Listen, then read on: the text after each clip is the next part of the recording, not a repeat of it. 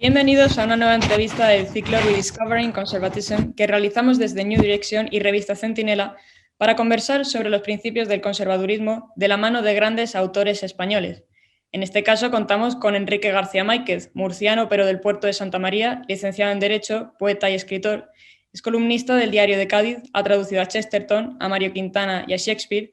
Es colaborador del Debate de Hoy, de la revista literaria Leer por Leer y de la revista Centinela, donde pueden encontrar artículos de lo más jugosos en los que García Máiquez demuestra que una defensa arrojada de los principios conservadores es perfectamente compatible con una serena sonrisa.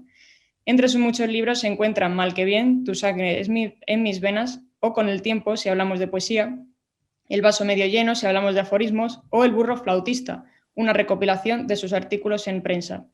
Es también autor del ensayo La olvidada idea de la nobleza de espíritu, que pueden leer en Nueva Revista, y que trata precisamente del tema que nos ocupa hoy. Don Enrique, muchas gracias por estar hoy con nosotros. A ti, muchas gracias por la presentación tan completa y tan generosa. Qué menos. Don Enrique, si le parece, empezamos con una pregunta a lo mejor un poco obvia. ¿Qué es la nobleza de espíritu?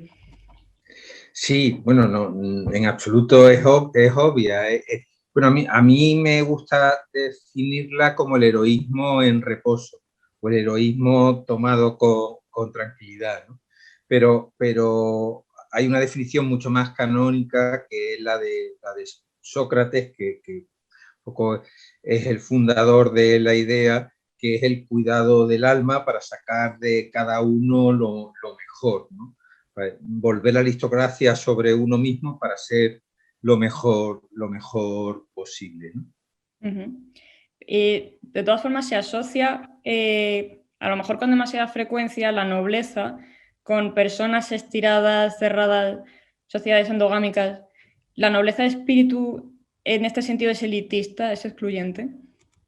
Bueno, la verdad que es una asociación maravillosa y muy jugosa, porque, bueno, la nobleza de espíritu, desde luego que apunta hacia la excelencia. Y en ese sentido, pues toda esa imaginería de lo mejor, de Happy Few, o lo que decía Arno, ¿no?, de lo mejor que se ha leído y pensado, pues está ahí, ¿no? Lo que pasa que es una excelencia en la que se entra por el mérito personal, lo cual también pasaba con la aristocracia de sangre, por otra parte, ¿no? La aristocracia de sangre empieza a decaer cuando va cerrando, levantando los puentes levadizos a la absorción del mérito social, ¿no?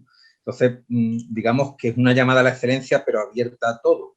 A mí hay un aforismo de Lech que me gusta mucho, del aforista polaco, que clama, hay que popularizar el elitismo, ¿no?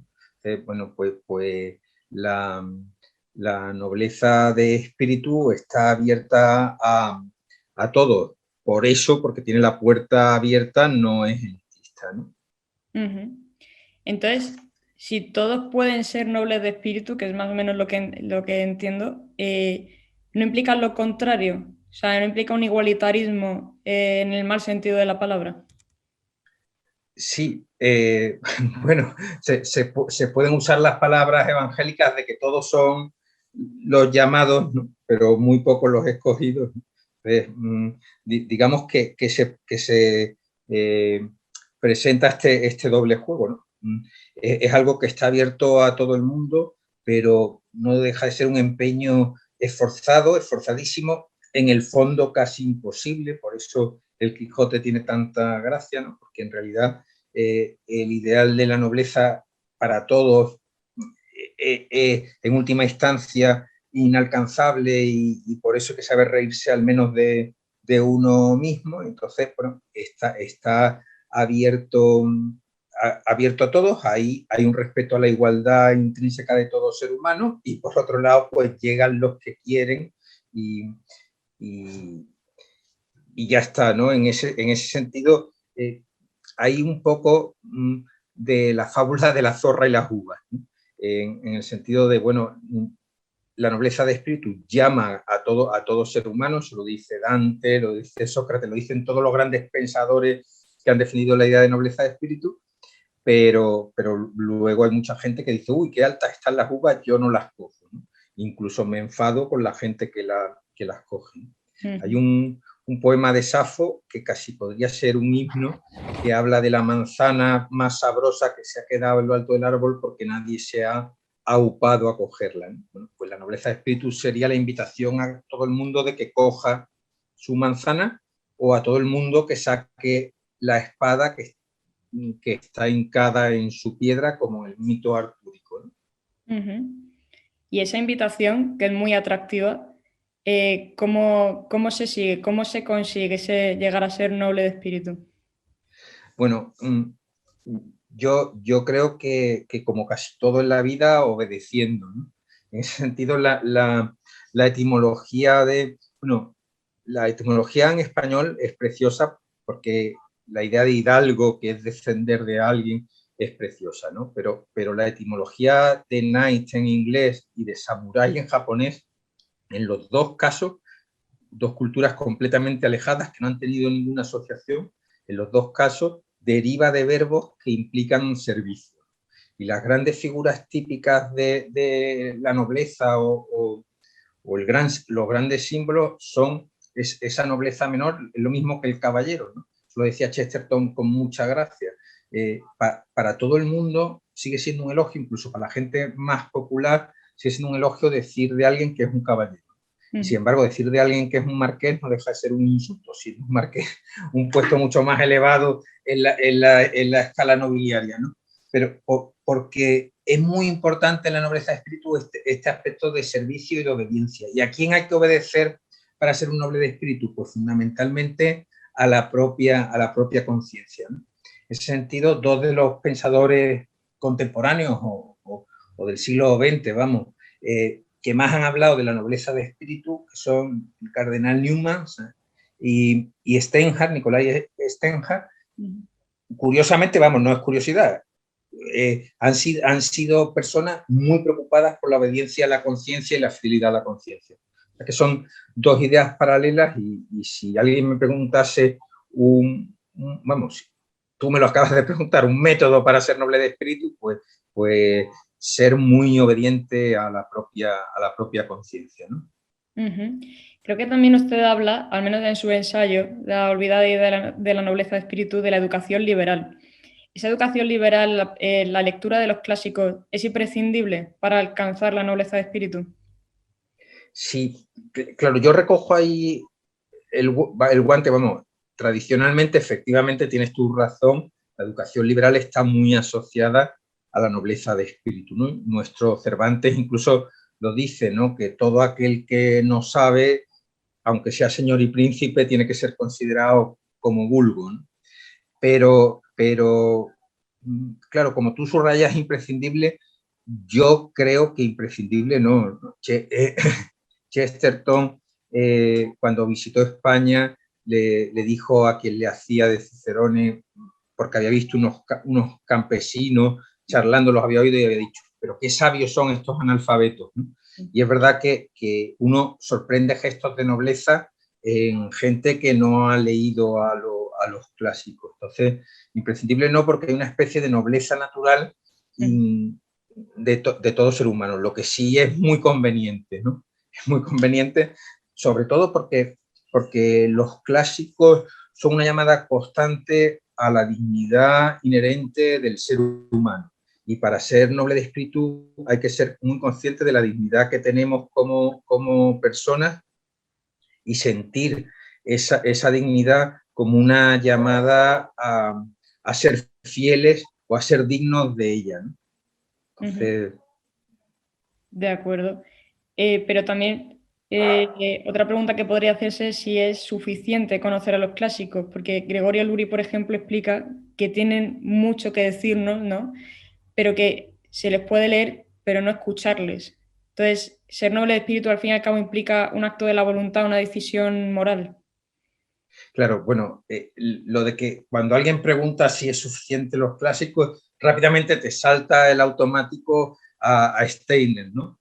Claro, que Steiner, un hombre ultra culto, no se le quitó en su vida el pasmo de que los grandes jerarcas nazis pudiesen haber sido tan bestias siendo tan profundamente cultivados, ¿no? O sea, efectivamente no es suficiente. Hay gente muy preparada que, que son auténticos villanos, ¿no? Auténticas malas personas. Muy bonito lo que dice de Luri, de que se les puede leer pero no escuchar.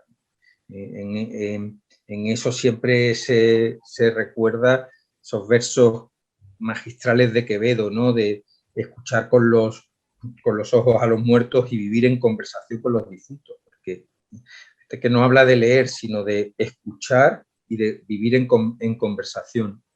Hoy precisamente Jesús Montiel escribe un artículo explicando que oímos muy poco también en las relaciones personales y que se ha hecho el firme propósito de escuchar a la gente. De manera que me parece una pregunta la tuya extraordinaria, ¿no? Quizá para responder a Steiner, ¿no? A lo mejor era gente que leía pero no escuchaba los clásicos, ¿no? O no escuchaba a los grandes. Sí, sí. El mismo soneto de Quevedo, hablando tú de esa decisión de voluntad, de querer ser noble y bueno y verdadero, ¿no? Acaba diciendo que las obras de lectura influyen en nuestro ánimo de hacernos mejores, ¿no? Hay un fondo moral realmente.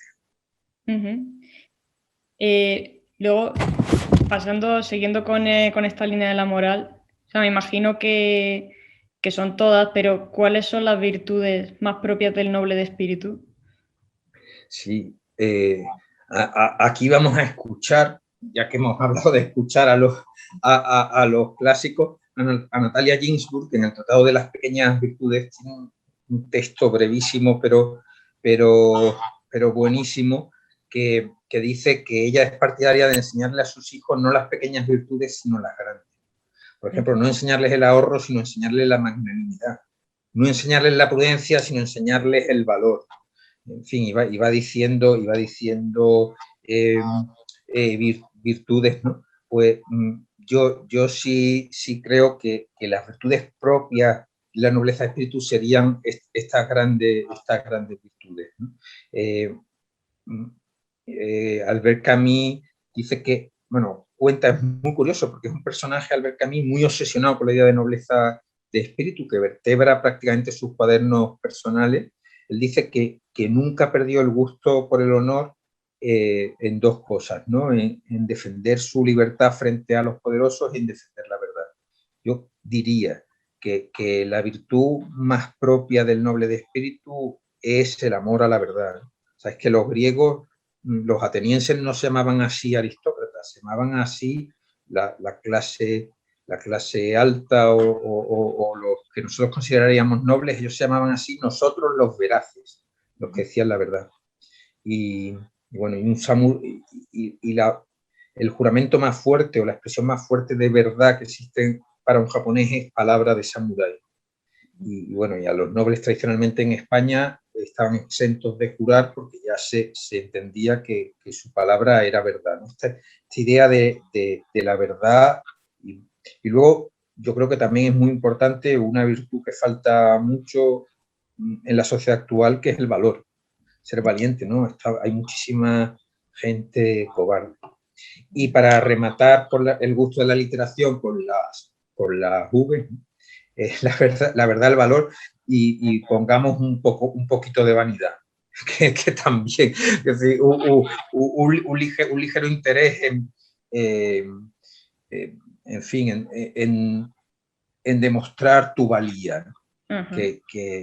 que eso también es parte de la nobleza de espíritu, ¿no? Un exceso de humildad nos acerca mucho más al santo que al noble de espíritu. Qué bueno, qué interesante esto. Cambiando un poco de tercio, el noble de sangre se suele enorgullecer mucho de su pasado y de su linaje. Y el noble de espíritu tiene, o sea, ha heredado algo de lo que merezca la pena enorgullecerse, de lo que merezca la pena conservar. Bueno, a mí me gusta mucho este jovencísimo escritor conservador francés, que es Bellamy, que tiene un libro que se llama Los desheredados, y que la idea es genial. Es decir, el desastre que habéis hecho con la educación de la gente, de la juventud, es que los habéis desheredado del gran patrimonio cultural que era la gran cultura occidental, la cultura francesa, el idioma francés.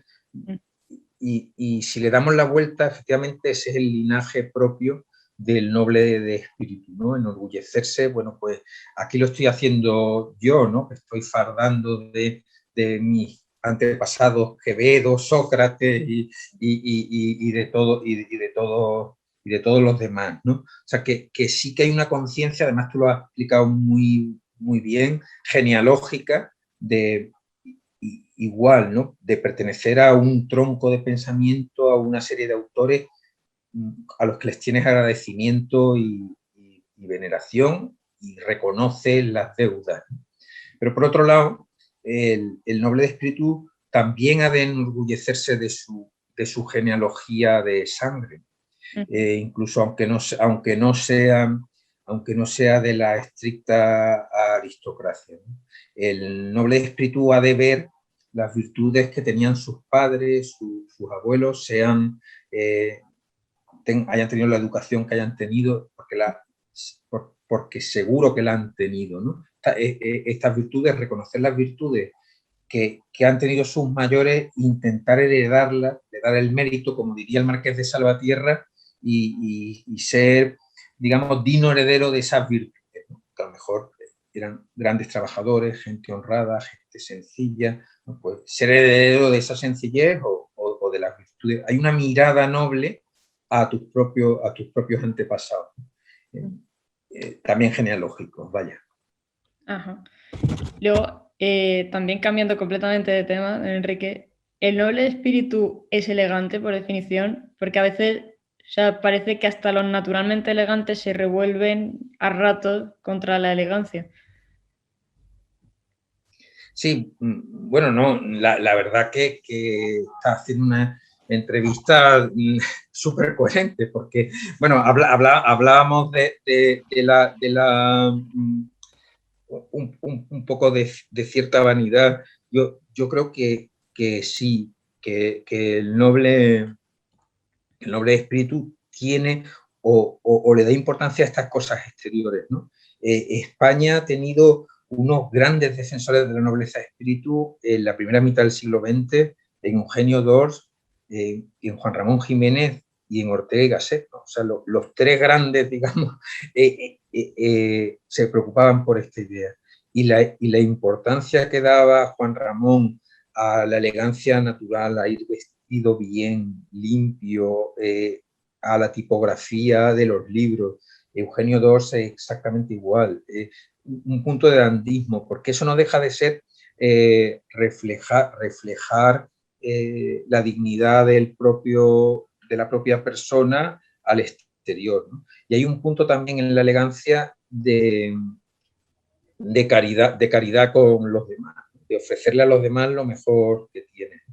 Hay una casa palacio en el puerto que nombra Juan Ramón Jiménez en su ensayo de la aristocracia de intemperie, que es el Palacio Winthuizen, que su dueño, cada año cuando lo iba a pintar, salía de su casa, llamaba a la puerta de los vecinos de enfrente y le decía: ¿de qué color os apetece que pinte este año mi casa? Que vosotros sois los que lo vais a ver, ¿no? Digamos que este punto de elegancia no deja de tener cierta generosidad.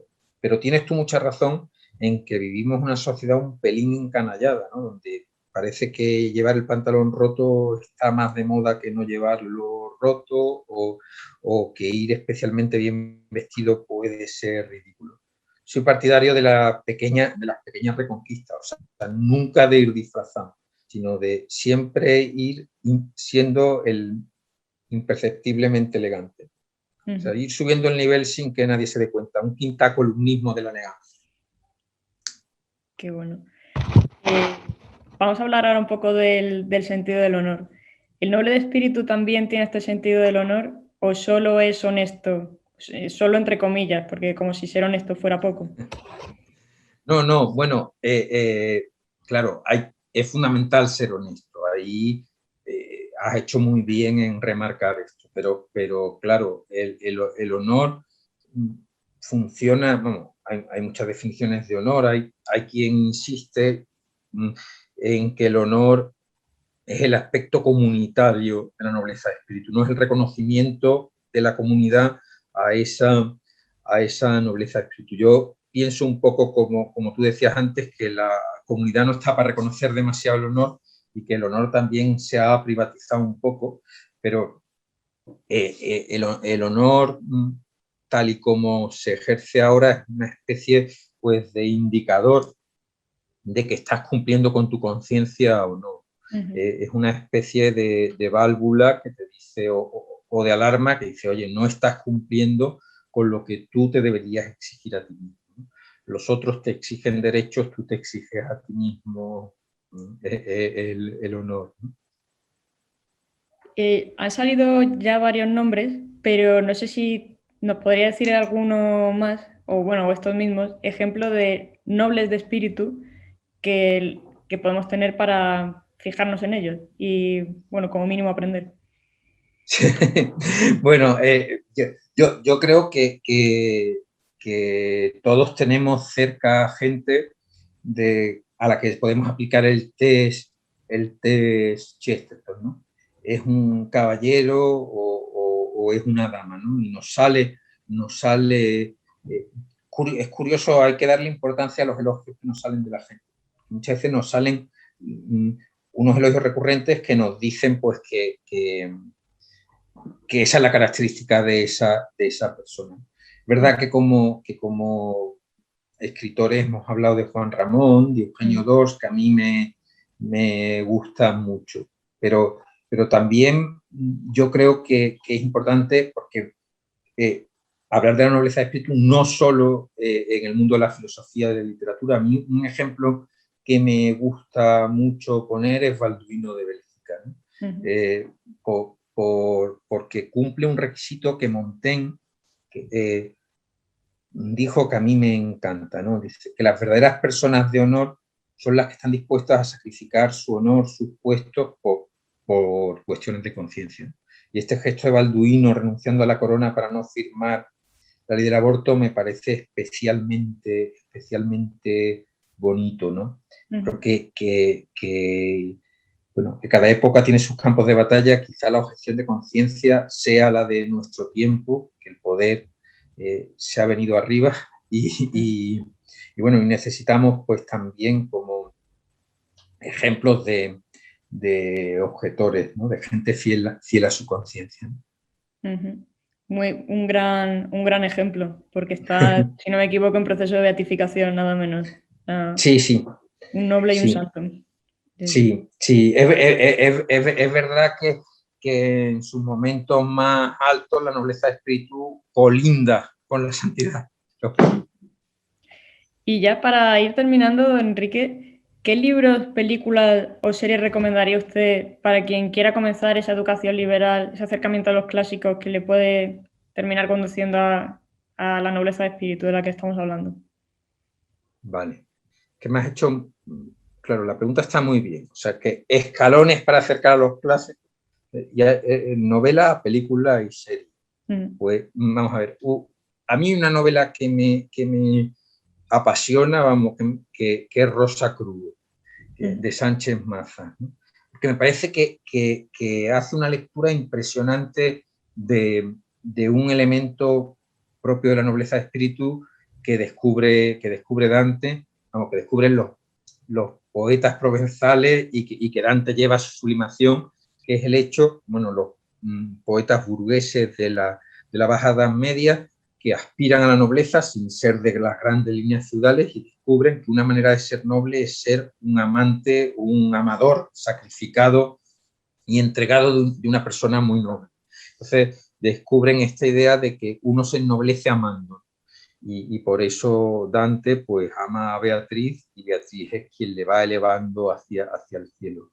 Y Rosa Kruger recoge esta idea tan bonita y la instaura o la trae al siglo XX y demuestra que uno puede ser noble por la gentileza de la mujer que ama en el siglo XX. Una novela muy bonita que alguna vez yo dije que convalidaba leer la Divina Comedia y algún amigo también muy partidario de la Divina Comedia me riñó, ¿no? Pero bueno, casi convalida la Divina Comedia. Luego ya tenemos una novela y ya hemos hablado de Dante. Yo creo que una película podría ser La Vita Bella, porque además nos acerca al Quijote. O sea, el argumento ya sabemos que es este caballero, este señor judío que mete en un campo de concentración y que para que su hijo no sufra monta toda una ficción para salvarlo, incluso sacrificando su vida, ¿no? Para cubrir al hijo, ¿no? Esto también es muy quijotesco, la realidad va por un sitio, pero yo tengo esta fuerza de voluntad como para inventar un juego que me ennoblezca y que además sea salvífico. Y como serie, pues voy a pegar un bajón, porque voy a hablar de Juego de Tronos, que no tiene nada que ver con la nobleza de espíritu en la intención de sus creadores, pero que es muy interesante porque demuestra hasta qué punto está en el código humano la idea de la nobleza de espíritu y de la ética. Empieza como una serie de malotes para escandalizar, horribles, con un sexo salvaje y muchísima violencia, que yo vi porque me lo encargaron en un periódico, pero a medida que van pasando las series, se van dando cuenta los guionistas de que la historia no funciona, es imposible que salga adelante si no hay bondad en los personajes y nobleza en los personajes. Y la serie, contra la propia voluntad, yo creo que de los guionistas, como cuando tiras al mar las cosas y unas salen a flote, van saliendo a flote las virtudes caballerescas de muchos personajes, tanto masculinos como femeninos, y el bien y el mal se van separando solos como si fuesen el agua y el aceite en una película que los quería mezclar. Yo creo que es un mensaje como de esperanza, es que la nobleza de espíritu es insumergible porque en cuanto el hombre aspira a erguirse y a mirar a las estrellas, tienen que surgir esos valores. Pues con esta idea tan esperanzadora y tan bonita, pues ya terminamos esta entrevista. Don Enrique, muchas gracias por su tiempo, por su generosidad, por habernos dejado robarle este tiempo. Y nos vemos en la siguiente entrega de las entrevistas Rediscovering Conservatism. Muchas gracias. Gracias, muchas gracias.